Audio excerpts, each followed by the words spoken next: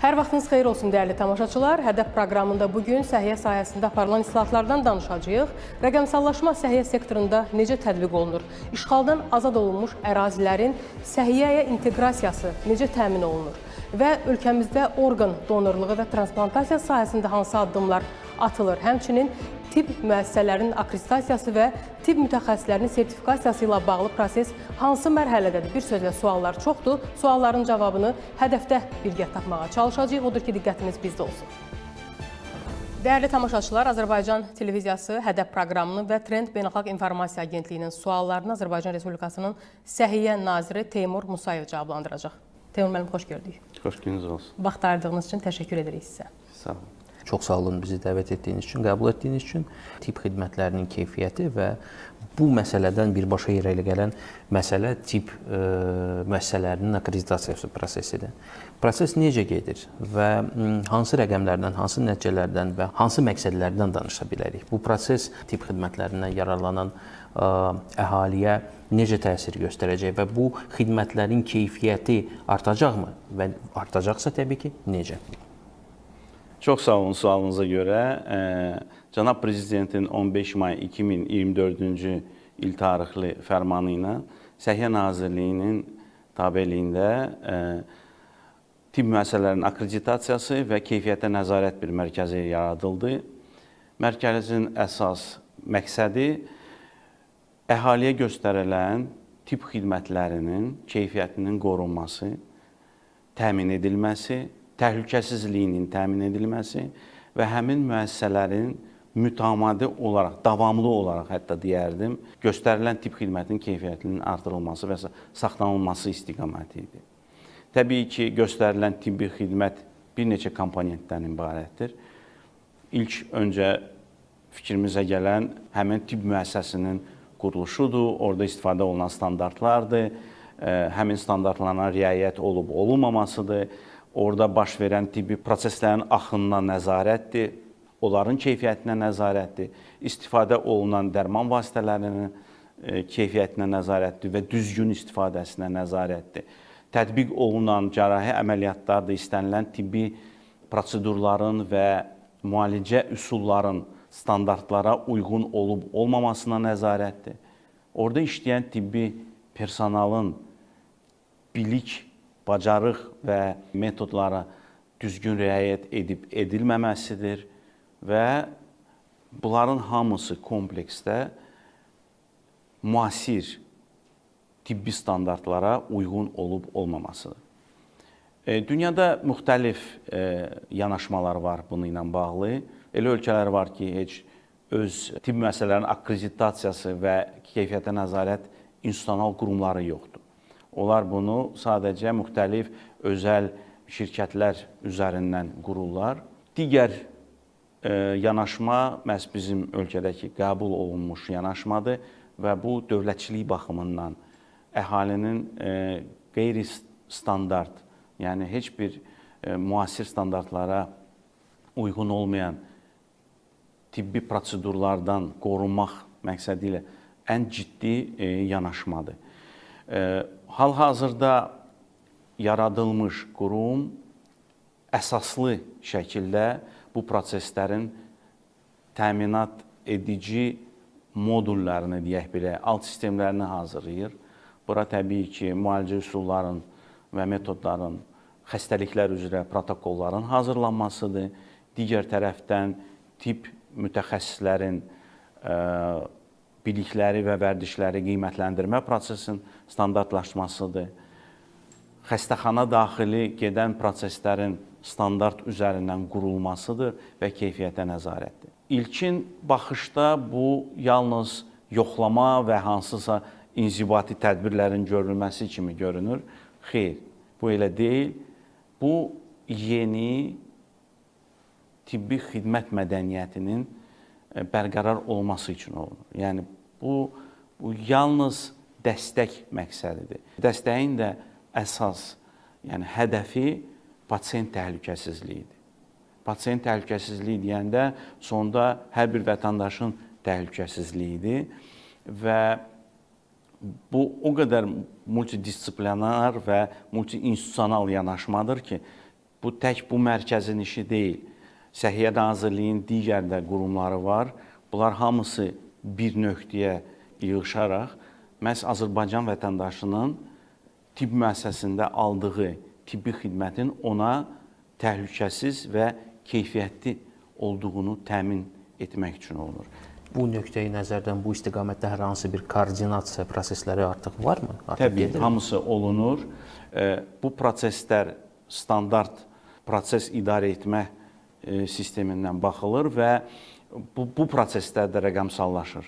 Yəni biz birazdan bütün proseslərin rəqəmsallaşdırılaraq vahid rəqəmsal səhiyyə ekosisteminə daxil olunmasını hazırlayırıq və təbii ki, Azərbaycan vətəndaşı istənilən lisenziya qazanmış, akkreditasiyadan keçmiş tibb müəssisəsinin qapısını açanda tam əminliklə öz sağlamlığını oradakı həkimlərə və tibb işçilərinə etibar edə biləcəkdir.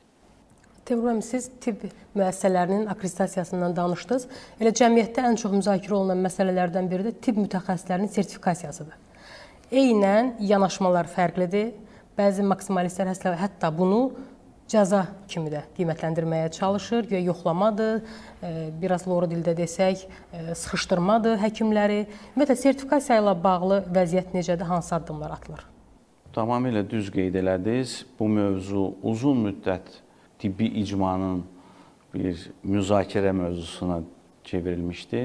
Səhiyyə Nazirliyinin mövqeyi daim bir olub. Yəni, Azərbaycan Respublikasının ərazisində fəaliyyət göstərən tibb işçisini əsas layiqli, davamlı tibbi təhsillə təmin etmək, davamlı peşəkar inkişaf imkanları yaratmaq və nəticə etibarilə insanlarımıza, vətəndaşlarımıza göstərilən tibbi xidmətin zaminli şəkildə yüksək keyfiyyətdə göstərilməsini təmin etməkdir. Sertifikasiya imtahanı özü-özündə heç bir cəza və ya hansısa bir baskı və sıxıcı bir məqam deyil. Təbii ki, elə insanlar var ki, imtahana girməkdən çəkinirlər, psixoloji problemlər var, onu da anlayırıq. Sertifikasiya imtahanından keçid faizi tibb işçilərinin arasında, hətta ən belə qızğın müzakirə gedən vaxtda 97% idi. Yəni, səsi küyü mahiyyətindən çox idi. Amma hər 5 ildən bir təbii imtahan keçirməklə, hər bir insanın imtahana çəkməklə onun bilik və bacarıqlarını qiymətləndirmək mümkündür, amma artırmaq mümkün deyil. Və Səhiyyə Nazirliyi Mərkəzi İcra Hakimiyyəti orqanı olaraq və Azərbaycan Respublikasının vətəndaşlarının sağlamlığının qorunması istiqamətində lazımi tədbirlərin görülməsini nəzərdə saxlayaraq yeni bir təşəbbüslə çıxış etdi və bu yaxınlarda bilirsiniz ki, Azərbaycan Respublikasının vətəndaşlarının sağlamlığının qorunması haqqında qanuna düzəlişlər olundu. Düzəliş əsasında artıq 5 ildən bir imtahanla yanaşı, yəni hər bir həkimin ya tibb işçisinin seçimidir. Sadəcə 5 il ərzində davamlı peşəkar inkişaf proqramı üzrə toplam 250 kredit balından aşağı olmayaraq, toplayaraq həmin sertifikatı əldə edə bilərlər. Səhiyyə Nazirliyi tərəfindən mütəmadi olaraq sual bazası yenilənir. Yəni, burada daha müasir yanaşmalar, müasir müalicə metodlara dair məlumatlar daxil olunur. Bu yaxınlarda burada da bir rəqəmsal yenilik olacaq. Davamlı olaraq hər il 50 bal tutan, ortalama kredit balı toplamaq imkanı olmayan, vaxtı olmayan, çox belə sıx-sıx çalışan, intensiv çalışan mütəxəssislər üçün, kim ki imtahan vermək istəyindədir yalnız, onlar üçün bir tətbiq təqdim olunacaq. Tətbiqdə bütün sual bazası öz əksini tapacaq. Burada bir gizlədiləsi bir şey yoxdur. Hazırlaşmaq üçün. Biliyi gizlətmək düzgün deyil, əksinə onu təbliğ eləmək, yaymaq lazımdır. Həmən sual toplusu suala düzgün cavabı da göstəriləcək və onun akademik açıqlaması təqdim olunacaq ki, yəni insanlar sadəcə niyə məhz bu suala bu cavab düzgündür. Onu elə ədəbiyyatı sadalamadan, axtarmadan orada tam akademik açıqlamasını görəcəklər. Bu nə qədər müddətdə nəzərdə tutulub? Yaxından iş gedir. Əsas sadəcə məlumat üçün deyərəm. Biz 65 ixtisas üzrə sual toplusunu əldə etmişik. Bu məşhur olan Amerikada Board Exam adlanan imtahan sistemidir. Orada 65 ixtisas üzrə sualları biz rəsmi almışıq. Azərbaycan dilinə tərcümə olunub və həmin suallar üzərindən də imtahan bloku formalaşdırılır. Təbii ki, bizim kurikuluma da uyğun ora suallar salınıb. Yəni, heç bir çətinlik yoxdur. Əksinə, yalnız dəstək edici bir təminatdır. Yenə deyirəm, imtahan öz yerində, amma çox istərdik ki, bizim mütəxəssislərimiz davamlı peşəkar inkişaf proqramlarına qatılsınlar aktiv şəkildə və orada o kredit ballarını toplayaraq yeni biliklərə, yeni yanaşmalara yaxın olsunlar. İstərdim səhiyyə sahəsində rəqəmsallaşmadan danışaq, çünki rəqəmsallaşma bugün bütün sahələrdə prioritetdir, trenddir və bu rəqəmsallaşmanın təbii ki, həm də cəmiyyətə töhfəsindən söhbət gedir. Sırf səhiyyə sistemində rəqəmsallaşma ilə bağlı hansı tədbirlər görülür və xüsusilə ötən ay Gülüstan Sarayında təqdimatı keçirilmiş tibbi rəqəmsal əkiz sisteminin mən istərdim ölkə səhiyyəsinin gələcəyinə töhfələri nədən ibarət olacaq? Biz bunu səhiyyə sektorunda yeni mərhələ hesab edə bilərikmi? Tamamilə düz buyurdunuz. Səhiyyə Nazirliyi davamlı olaraq Azərbaycan Respublikasında səhiyyə sisteminin rəqəmsallaşmasını həyata keçirir və bunun məntiqi nəticəsi olaraq məsələ keçən ayın 3 tarixində Gülüstan Sarayında hökumət nümayəndələri üçün və geniş tibbi ictimaiyyət üçün tibbi rəqəmsal əkiz sisteminin təqdimatı keçirilmişdir. Bildiyiniz kimi rəqəmsal texnologiyalar, süni intellekt demək olar ki, bugün bütün peşə sahiblərinin həyatını tam dəyişib və ümumiyyətcə bütün bu landşaftın ayrılmaz hissəsi olan səhiyyə də həmən rəqəmsallaşma prosesinin aktiv iştirakçısıdır. Rəqəmsallaşma tək texniki tətbiqlərin hansısa bir proqram təminatlarının tətbiqi ilə bağlı deyil. Bu, yeni bir səhiyyə mədəniyyəti deməkdir. Və bu baxımdan tibbi rəqəmsal əkiz sisteminin tətbiqi ölkəmizi dünyanın 20 qabaqcıl ölkənin sıralarına çıxartdı və istifadə olunan məlumat mübadilə standartlarının tətbiqinə görə ilk 10-luğa çıxarıb. Tibbi rəqəmsal əkiz sistemi nə deməkdir? Bu bir vahid rəqəmsal platformadır. O platformadır ki, hər bir vətəndaşın dünyaya göz açdığı ilk andan və son nəfəsinə qədər toplanan bütün tibbi məlumatların özündə ehtiva edən bir məkandır. Eyni zamanda tək məlumatlar deyil, eyni zamanda həmən platforma bir tibb xidmətləri platformasıdır. Yəni, bura həkimin qəbuluna yazılmadır, dərman qəbulunun yaddaşıdır, yada salma mexanizmləridir, teletip sistemləridir və hətta müəyyən qədər hər bir valideynin öz övladının səhhəti ilə bağlı müşahidə etmək imkanları verən bir platformadır. Biz bu platformanın inkişafında əsasən 3 qrup istifadəçisini görürük. Birinci qrup təbii ki, vətəndaşlarımızdır və müraciət etdikləri məkandan asılı olmayaraq, əldə etdikləri tibbi məlumatın bir məkanda toplanaraq, hətta xaricə belə gedəndə həmən tətbiqlə, həmin platformadan istifadə edərək dünyanın istənilən ölkəsində həmkarlarımıza təqdim edərək öz səhhəti ilə bağlı məsləhət ala biləcəklər. Digər tərəfdən isə tibb işçiləridir. Onlar üçün də istənilən qəbula gələn vətəndaşın səhhəti ilə bağlı durumu düzgün, obyektiv və tam şəkildə qiymətləndirmə imkanı olacaq. Və üçüncü, hökumət nümayəndələridir ki, həmən bu toplandığı məlumat əsasında strateji qərar vermək imkanları genişlənir.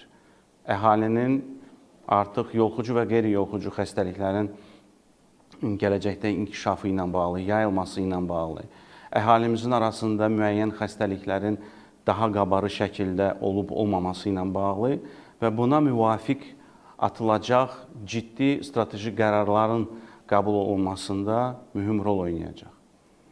Və ona görə də tibbi rəqəmsal əkiz sisteminə hər bir vətəndaşı aktiv şəkildə qoşularaq yaralanmağa dəvət edilir. Artıq tam tətbiqdən söhbət gedir. Bəli. Növbəti və kifayət qədər vacib bir mövzu Qarabağın və Şərqi Zəngəzurun hərtərəfli bərpasıdır. Oradakı iqtisadi fəaliyyət, əhalinin rahat yaşanması və s. və s.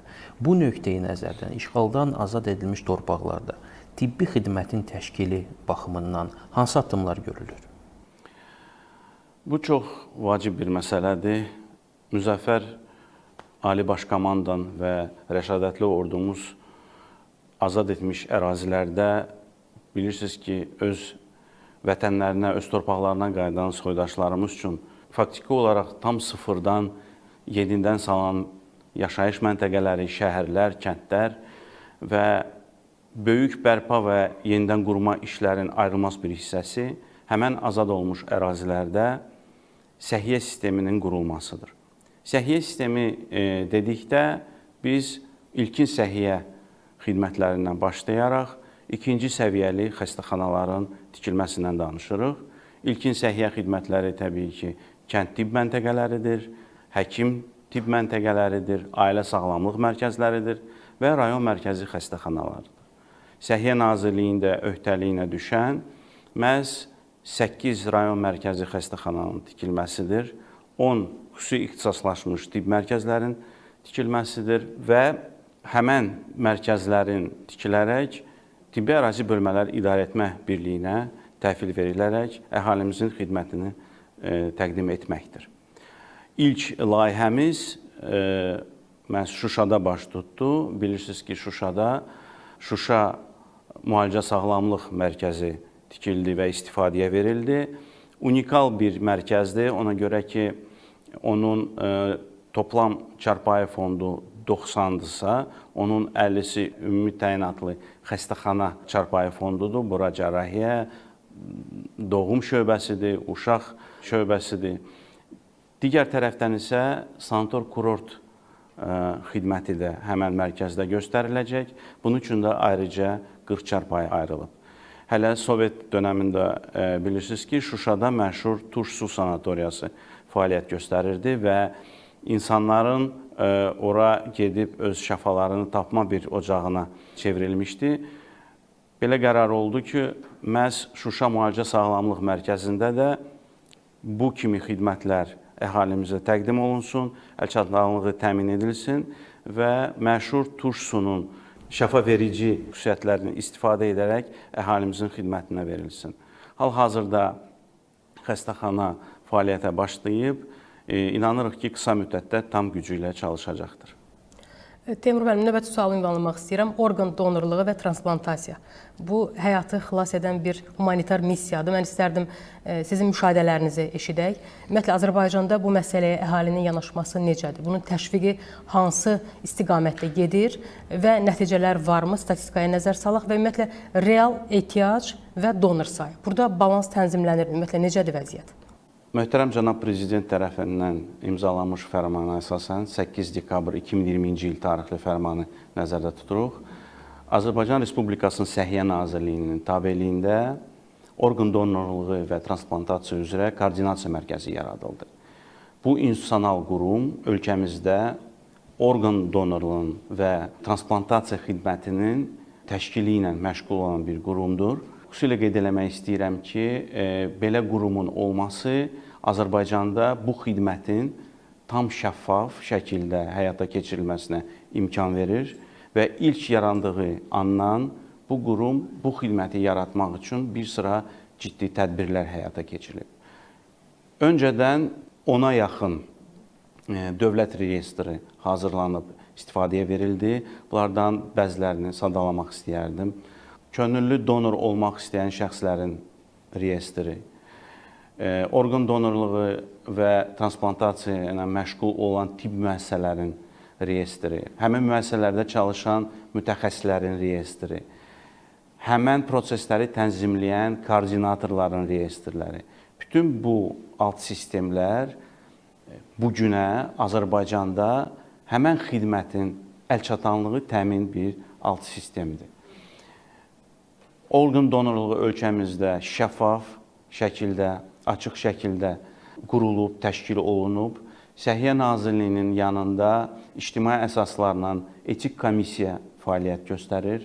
Hər bir orqanı ehtiyacı olan resipient, yəni pasiyent və donor həmən komissiyadan keçərək bu prosesin şəffaf və qanunvericiliyə uyğun olduğunu sübuta yetiriləndən sonra həmən əməliyyatlar bizim mütəxəssislər tərəfindən icra edilir. Aparılmış təbliğat kampaniyasına nəticəsi olaraq bugünə Azərbaycanda 1700 nəfərə yaxın insan könüllü donor olmaq istəyini rəsmi olaraq bildirib və qeydiyyatdan keçib. Bu yəqin artan dinamikadır, yəqin. Bəli, növbəti illərlə müqayisədə. Artan dinamikadır və həqiqətən də vətəndaşlarımızın, cəmiyyətimizin bu prosesə aktiv şəkildə və düşünülmüş bir şəkildə qoşulması bizi çox sevindirir. Nə baş verdi ki, əhalidə bununla bağlı maariflənmə, yəni təsir, effekt verə bildi? Qeyd etdiyiniz həmən koordinasiya mərkəzinin əsas fəaliyyət növü də məhz həmən maarifləndirmə tədbirlərinin həyata keçirilməsidir və maarifləndirmə tədbirləri yalnız Bakı şəhərində deyil. Demək olar ki, ölkəmizin bütün bölgələrində baş tutur, əsasən məktəblərdə, universitetlərdə, kolleclərdə həyata keçirilir və biz yeni nəslin düşüncə tərzini formalaşdırmaq istəyirik. Həqiqətən də insan ölümündən sonra orqanı bəxş eləyə bilirsə, kiminsə həyatını uzada bilirsə, bundan gözəl bir missiya ola bilməz. Bugünə 2025-ci ilin statistikasını desəm daha düzgün olar. Bu il hələ bitməyib. Aydındır. Toplam 352 orqan transplantasiyası baş tutub. Onlardan 111-i gözün buynuzlu qişanın transplantasiyasıdır. Onlardan 24-ü ölü donordandır.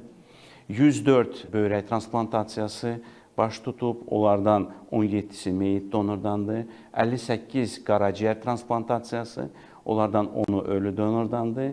Və bugünə artıq 3 ürək transplantasiyası baş tutub. Eyni zamanda 77 sümük iliyi transplantasiyası baş tutubsa, onlardan 36-sı məhz Azərbaycanda, 41-i isə müxtəlif dövlət proqramları çərçivəsində Türkiyə Respublikasında həyata keçirilib. Ümumiyyətcə, Azərbaycan bu sahədə regional liderdir. Bizim mütəxəssislərimiz artıq bunu tam sübuta yetiriblər. Bir çox ilklərə məhz Azərbaycanda imza atılıb. Bunlardan ölü donordan böyrək transplantasiyasıdır, qaraciyər transplantasiyasıdır və əsas ümumiyyətcə hər bir həkim üçün, tibblə məşğul olan mütəxəssis üçün ürək transplantasiyası. Üçü artıq Azərbaycanda həyata keçirilib və biz bu sahədə regional liderik. Ümumiyyətcə bu əməliyyatların baş tutması və bunun zirvəsi olaraq məhz ürək transplantasiyasını qeyd eləyəcəm. Ona görə ki, cəmiyyətdə bu fərqli bir qəbul olunan bir prosesdir. Onu göstərir ki, cəmiyyətimiz artıq bu yeniliklərə açıqdır. Vətəndaşlarımız bunu düzgün dərk edib qəbul edirlər və biz dəfələrlə terminal durumda olan insanların, yaxınlarının belə bu prosesə dəstək olmasının şahidi olmuşuq. Bir tərəfdən kədərdir təbii, digər tərəfdən isə sevincdir ona görə ki, insanlar öz orqanları bəxş edirlərsə, bu fərqli bir missiyadır, insani missiyadır. İnanırıq ki, belə halların sayı artmaqda olacaq. Eyni zamanda bilirsiniz ki, tək donorların üzərində deyil, müasir texnologiyalarda süni orqanların kəşfi ilə məşğuldur, artıq bəziləri sınaqlardan keçirilir, müvəqqəti də olsa. İnanırıq ki, yaxın dövrdə bu sahədə də kifayət qədər ciddi bir sıçrayış olacaqdır ki, bizim də əhalimiz ondan bəhrələnə biləcək. Ümumiyyətlə, orqan transplantasiyasında effektivlik faizi nə qədər olur? Hal-hazırda çox yüksəkdir. Müasir dərman vasitələri orqanların düzgün seçilib köçürülməyindən sonra insanlar uzun sürə yaşaya bilirlər. Burada 10 illiklərdən artıq danışırıq. Eyni zamanda xüsusilə vurğulamaq istəyirəm ki, akademik Zərifə Əliyev adına Milli Oftalmologiya Mərkəzində regionda ilk göz bankı yaradılıb ki, orada da həmən ölü donorlardan əldə olunmuş buynuzlu qişalar qəbul olunur, onlar qiymətləndirilir, emal olunur və sonra vətəndaşlarımıza kimə ki ehtiyacı var, köçürülür. Yəni, bu proses sürətlənir, infrastruktur tam hazır vəziyyətdədir. Ona görə də belə mürəkkəb, institusional dəstək tələb edən əməliyyatlara, müalicə üsullara əlçatanlıq ciddi şəkildə artıb. Nazirliyin vəzifələrindən biri də tabeliyində olan tibb müəssisələri vasitəsilə əhaliyə tibbi yardımın göstərilməsidir. Bu sahədə proses necə gedir, bu sahədə vəziyyət necədir və bizi hər hansı bir yeniliklər gözləyirmi? Bir sıra yeniliklərə imza atılıb. Necə deyərlər, öncə Akademik Topçubaşov adına Elmi Cərrahiyyə Mərkəzində yenidən qurulmuş və əhalimizin xidmətinə təqdim edilmiş plastik, rekonstruktiv və üst çənə cərrahiyyəsi şöbəsidir. Digər tərəfdən Əziz Əliyev adına Azərbaycan Dövlət Həkimləri Təkmilləşdirmə İnstitutunun plastik, estetik və rekonstruktiv cərrahiyyə klinikasıdır. Əsaslı təmir olundu. Ən müasir, yəni avadanlıqlarla təchiz olunub və artıq fəaliyyətə başlayıb. Həmən klinikada deyərdim, çox ciddi rekonstruktiv əməliyyatlar həyata keçirilir.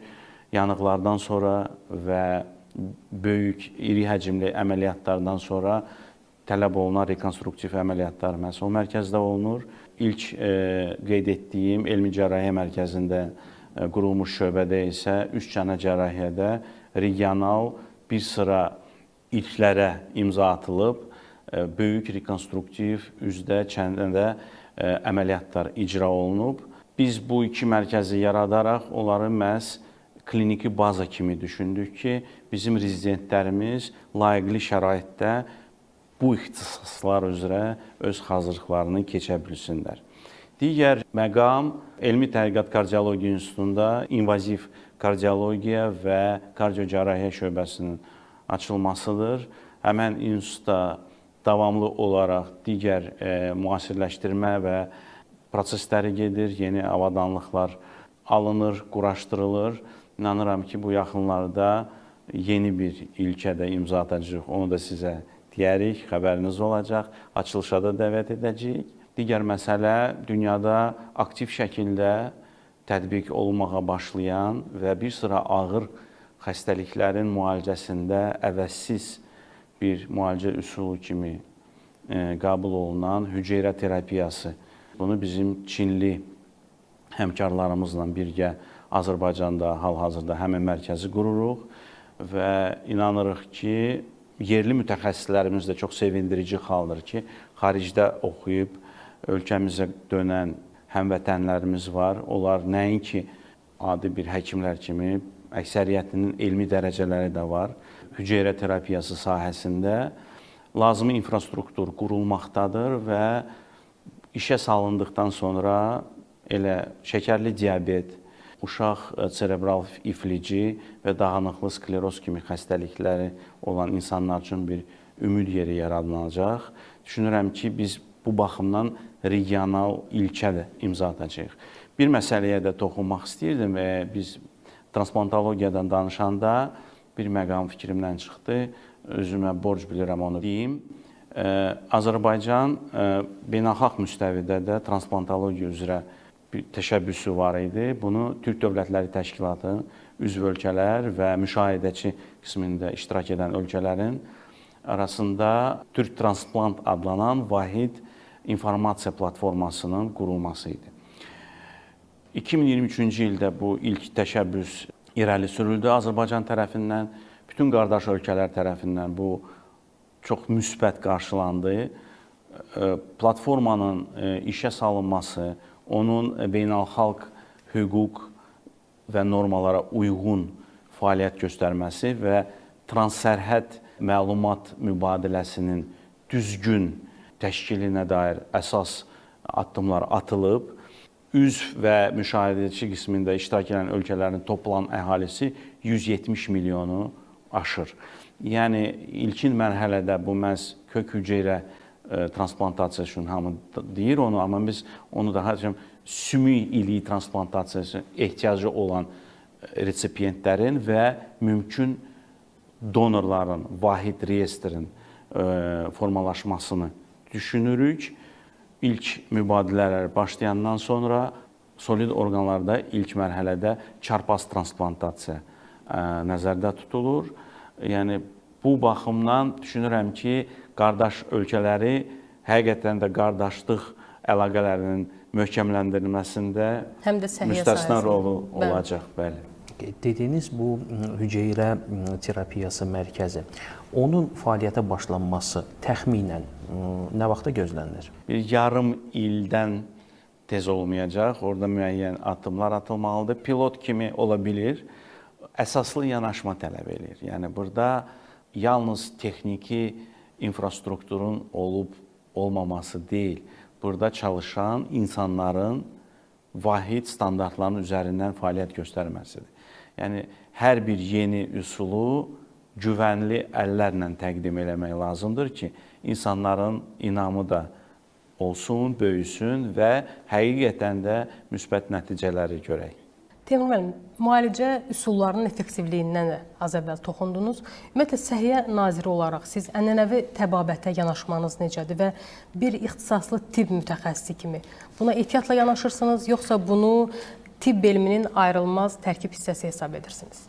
Ənənəvi tibb deyəndə, ənənəvi tibbin min illərlə tarixi var. Mən anlayıram, sizin sualınız sübuta əsaslanan tibblə əlaqələndirirsiniz bunu. Son 10 il ərzində ümumiyyətcə tibbdə belə bir integrativ tibb adlanan yanaşma var. Ondan sonra funksional tibb dedilər, amma integrativ tibb anlayışı çox vacib bir anlayışdır. Onun indi açıqlamasını verəcəm. Bu, gündəlik tibbi praktikada fərqli bir mədəniyyətin göstəricisidir. Keçmişi inkar, hər hansı bir üsulu inkar etmək yox, onun sübuta əsaslanmış şəkildə tətbiqindən danışmaq lazımdır. Ənənəvi tibb gələndə bəziləri türkə çarədən danışır. Mən buna şərh verməyəcəm, bu ayrı məsələdir. Ənənəvi tibb dedikdə, ənənəvi Çin təbabəti özünü tam sübuta yetirilmiş və bir sıra xəstəliklərdə və xəstəliklərdən öncəki mərhələdə effektivliyini sübuta yetirmiş bir üsuldur, tibbi yanaşmasıdır. Digər ənənəvi Koreya tibbidir və ənənəvi Şərq təbabətidir. Azərbaycan da onun bir ayrılmaz hissəsidir. Xüsusilə vurğulamaq istəyirəm ki, Azərbaycanın tibb məktəbi bu məsələlərdə həmişə çox açıq olub və bu sevindirici bir haldır. Səhiyyə Nazirliyi olaraq bu istiqamətdə bir qədər irəlilədik və Əziz Əliyev adına Azərbaycan Dövlət Həkimləri Təkmilləşdirmə İnstitutunun nəzdində Çin Xalq Respublikasının Pekin ənənəvi Çin təbabəti universiteti ilə birgə ənənəvi Çin təbabəti diplom kursu hal-hazırda hazırlıq mərhələsindədir. Həmin kursun təşkili. Kurs ingilis dilində olacaq və nəinki Azərbaycanlı həkimlər üçün onun qapısı region və beynəlxalq səviyyədə gələn xarici həkimlərimiz üçün də açıqdır. Müddəti 1 il və 2 illik ola bilir. Eyni yanaşma ənənəvi Koreya tibbi ilə bağlıdır. Hal-hazırda aidiyyatı Koreyanın rəsmi qurumları ilə danışıqlar aparılır və qısa müddətdə bu proqram da Azərbaycanda tətbiq olunacaq.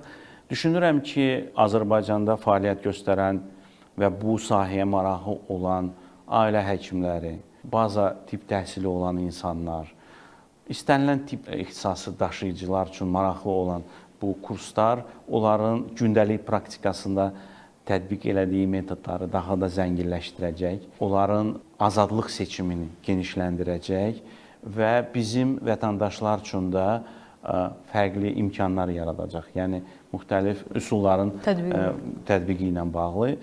Bu daha çox reabilitasiya, xroniki xəstəliklər, xroniki ağrılar, yəni bu istiqamətdə daha çox və geniş deyərdim və effektiv tətbiq olunan müalicə üsullarıdır. Fitoterapiya da bura daxildir. Yəni müalicəvi otlarla müalicə metodlarıdır. Bu kompleks yanaşmadır. Bunu inkar eləmək düzgün də deyil. Özdə əhalinin buna meyilliyi də var, marağı da var. Azından ziyan gətirməsin deyə. Amma bu metodların tətbiqi ilə məhz tibbi diplomu olan insanlar məşğul olmalıdır.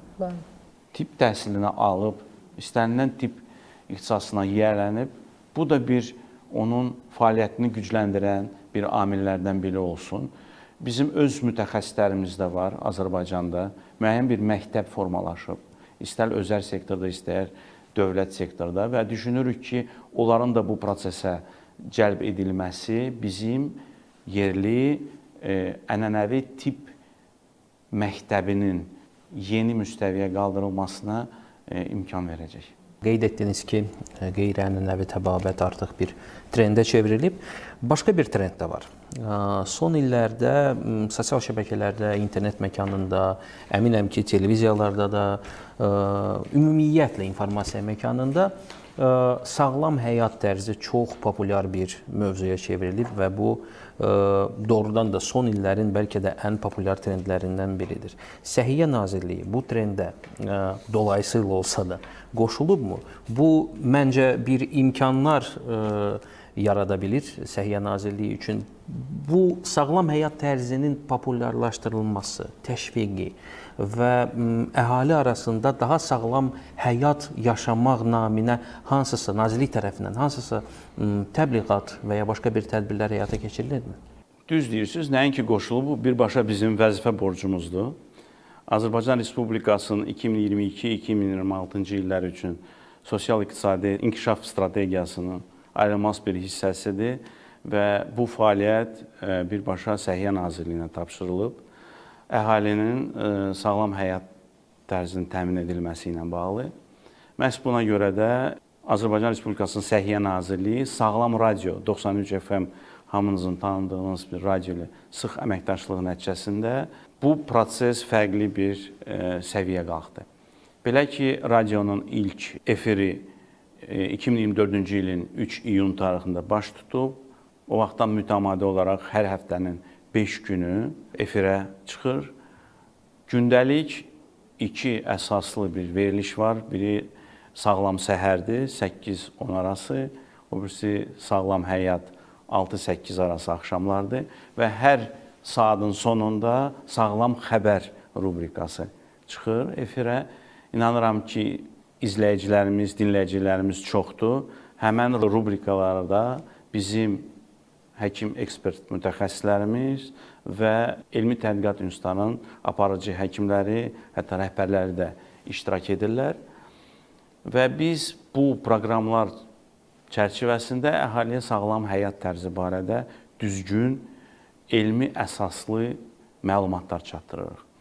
Bilirsiniz ki, müasir medianın inkişafı çox vüsət alıb, yəni ona görə də istənilən insan bildi, bilmədi, geniş bir auditoriya sahib dura bilir və bu auditoriya ona inanırsa, onun verdiyi, çatdırdığı məlumatın düzgün olub-olmamasının məsuliyyətini dərk etmək lazımdır.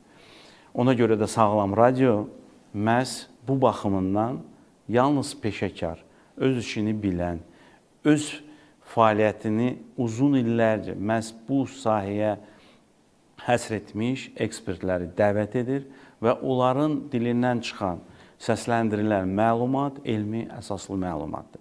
İstər sağlam həyat tərzi deyəndə sağlam qidalanmadır, fiziki aktivlikdir, bədən tərbiyəsidir, adi gündəlik gigiyenik prosedurların necə aparılıb-aparılmamasıdır və s. və ilaxır.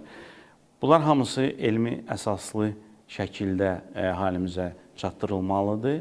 Xüsusilə vurğulamaq istəyirəm ki, həmin radioda reklam vaxtı heç bir dərman vasitəsi, tibbi xidmət və ya tibb mərkəzinin reklamı verilmir, aparılmır, qadağadır. Bu sırf sağlam həyat tərzinin təbliği ilə məşğul olan verilişlərdir.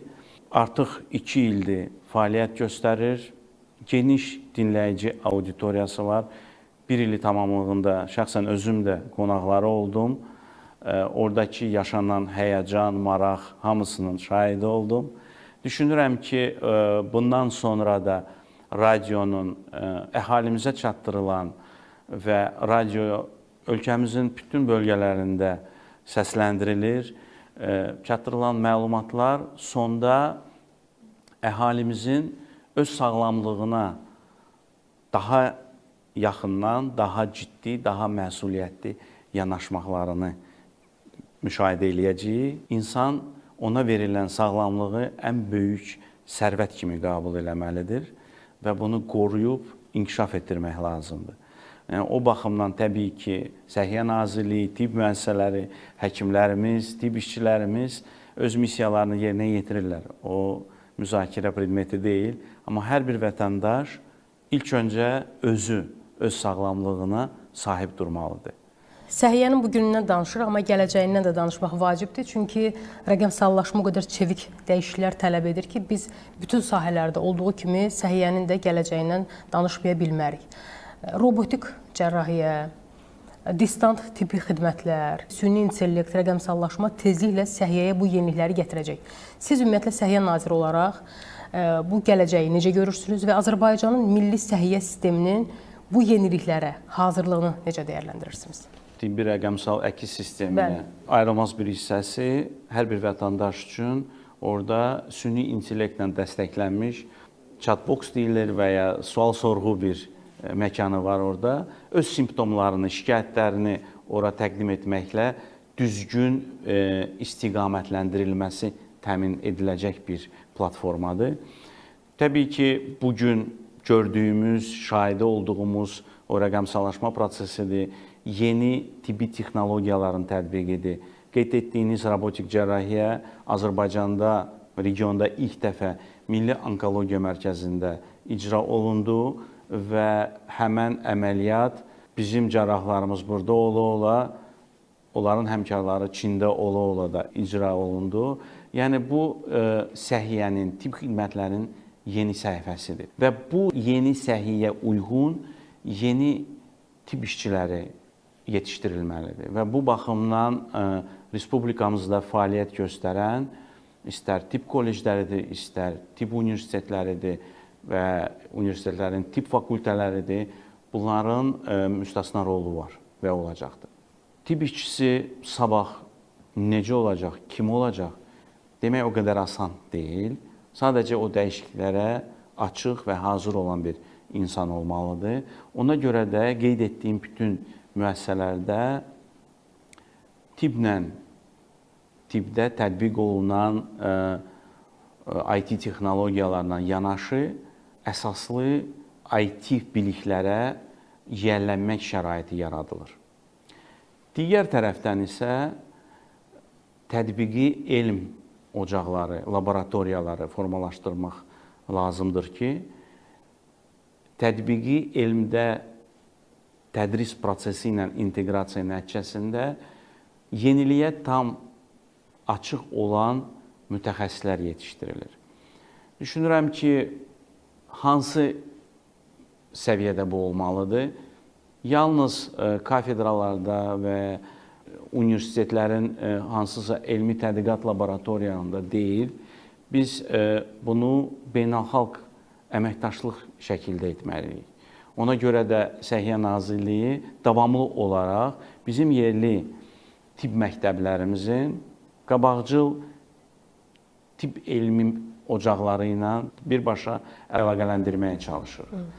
Yəni, ikili proqramlardır, ikili elmi tədqiqatlardır. Digər məsələ isə süni intellektlə bağlıdır. Bəli, süni intellekt mükəmməlləşməyə doğru gedən bir alətdir. Və bu aləti düzgün istifadəsi əhaliyə göstərilən tibb xidmətinin keyfiyyətini, sağlamlığın qorunması naminə tətbiq olunan müalicə üsullarının və digər tədbirlərin güvənli və təhlükəsiz olduğunu təmin edən bir alətdir. Eyni zamanda bizdən böyük məsuliyyət tələb edən bir alətdir. Ona görə ki, hər birimiz insan faktorunu inkar eləməməliyik. Bunu düşünürəm ki, insan təması, hər bir insanın insana etibar etmək bir daxilində olan bir inamı var. Həm də ehtiyacı. Bəli, ehtiyacı da var. Nə vaxtsa ola bilsin ki, süni intellekt o səviyyədə olacaq ki, onun davranışları artıq ciddi şəkildə hüquqi və etik çərçivələrə salınmalı olacaq. O da qaçılmazdır və bu baxımdan bugün müzakirə etdiyimiz sahə bəlkə də ən birinci, ola bilsin digər tərəfi də elə təhsildir. Bu iki sahə məcburi şəkildə bu məsələyə çox ciddi şəkildə yanaşmalıdır.